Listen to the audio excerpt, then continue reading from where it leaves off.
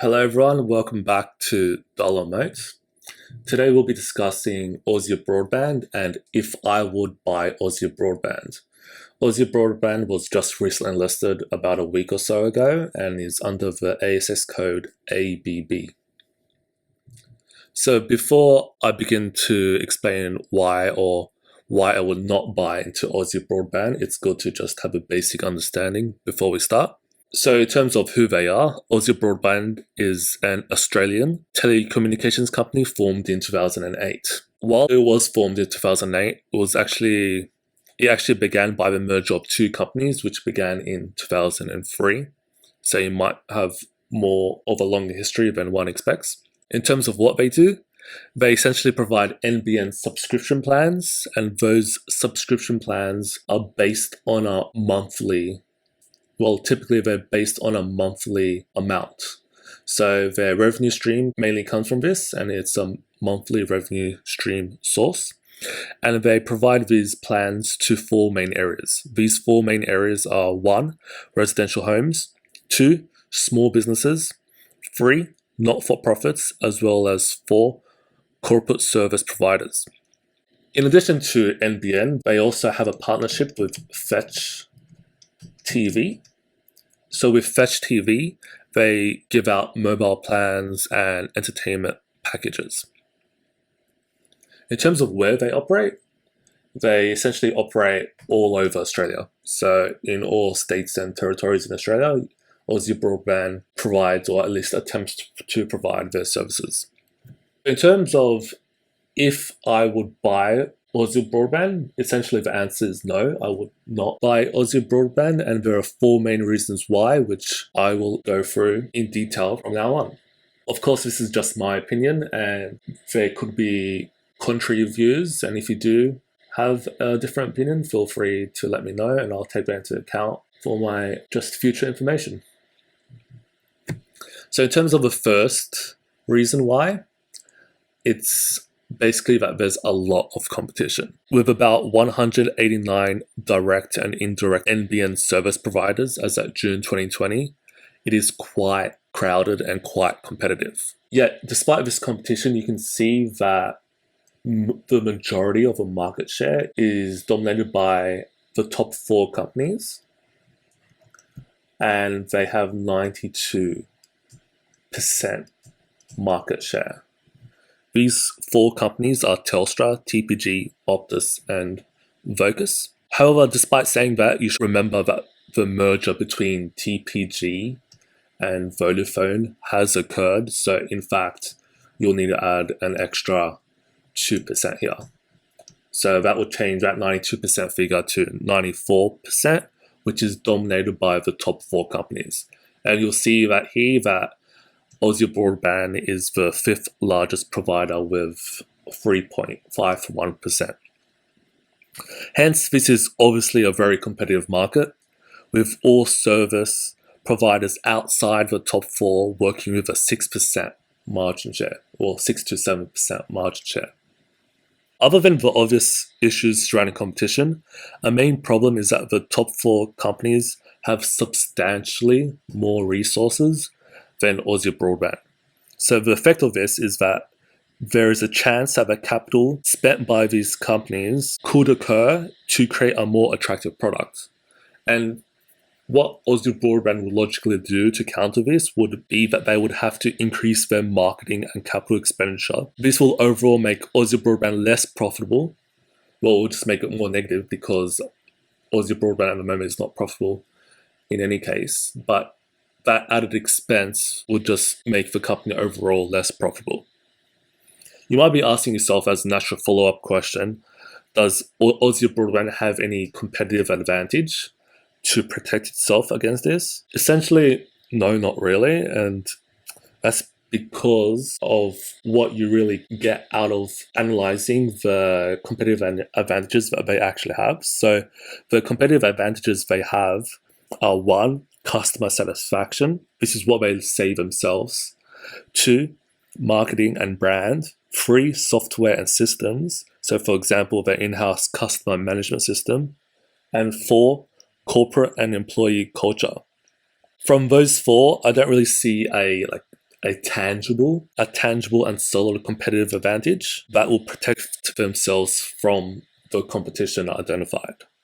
They are fairly intangible strengths, and they aren't as effective as, for example, a patent for exclusive use, which is why I don't really like their listed competitive advantages, and why I don't think it's enough for them to counteract the competition from the top 4 companies. That's the first main reason. With that said, the lack of good competition is quite understandable when we consider the policy and regulatory objective of NBN.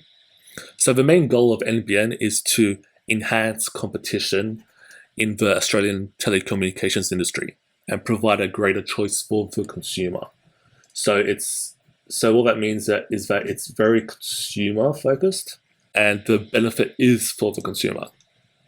So they do this by providing all retail service providers, so RSPs, access to buying wholesale services on the NBN. This competition identified previously and combined with this essentially unrestricted access to the competitors, naturally means that there's going to be low margins.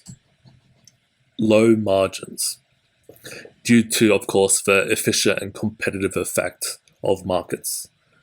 These low margins are also added and are also highlighted because NBN Co charges an access fee. They charge an access fee to access their network. So that's really the sort of a regulatory flow. But with that said, there's always the possibility that regulation changes.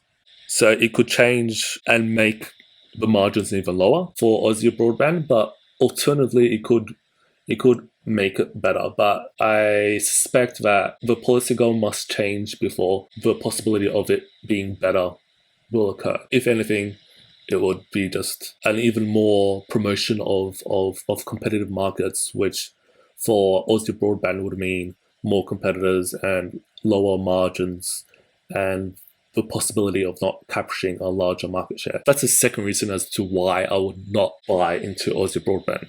So the third is a pretty simple one in the sense that it's an expensive business to run. So in addition to the competition, in addition to the regulatory risks, it's also quite expensive. So in FY 2020, Aussie Broadband spent 11.216 million in marketing, and they project that to increase in FY 2021 to 23.789 million. You can kind of guess as to why this increase will occur, because they're trying to capture market share in a very competitive landscape, and one way to do that is to increase marketing and just pushing the product out there. In addition to that, the business is also expensive in the sense of network and hardware expenses. So in FY 2020, network and hardware costs were $145.7 million, which is 76.5% of their total revenue. In FY 2021, this again will increase to $251.719 million, which is estimated to be 74.5% of their total revenue. This is evidently quite expensive, and this is a really necessary cost in order to maintain operation and provide the services that they have promised. But if you think about it, these are only 2 costs of the business. These are the 2 main costs, but these are only 2 costs. And there are additional costs, such as, for example, employee pay, which is projected to be $38.672 million in FY 2021. So if you consider that, there's not really a huge amount of room to be substantially profitable, just due to the very nature of the business. It's not too surprising, again, due to the policy goal that has been identified that regulates this area. And so to the fourth reason is a bit of a more broad reason, in the sense that there seems to be a natural constraint into the amount of NBN connections that can occur, and that constraint will depend, among other things, population growth, housing construction, as well as home relocation. This essentially means that, as I said, that the market is constrained and that there is a limit to growth.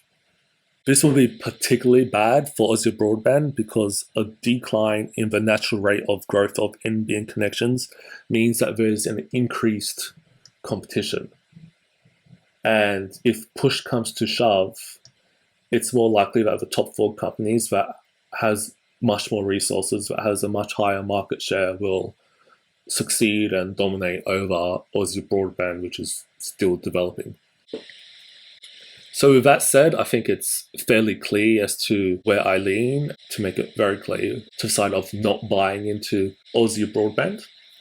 And to summarize why, essentially, as I identified through 4 reasons, there is a limited growth, and therefore there's a constraint to future growth, and also just to the number of NBN connections that can occur. In addition to that, Aussie Broadband has a very limited market share at roughly 3% at the moment, and it's questionable if they can improve due to the lack of a good and solid competitive advantage. And also, due to the policy goal of the regulation of increased competition and for the benefit of the consumer, there is a possibility of, one, that the regulation could increase the access fees and therefore decreasing margin even further. And 2, there could just be a general regulation change that is not in the favor of Aussie Broadband. Another way that the margins could increase as well is that the expenses just increase. As I was saying, the business overall is just quite expensive to run. Particularly, I suspect the marketing expense will increase because of a continued attempt in the future to capture more market share and compete against the bigger companies that provide the same offering. That overall are the reasons why I would not buy into Aussie Broadband and would look elsewhere to invest.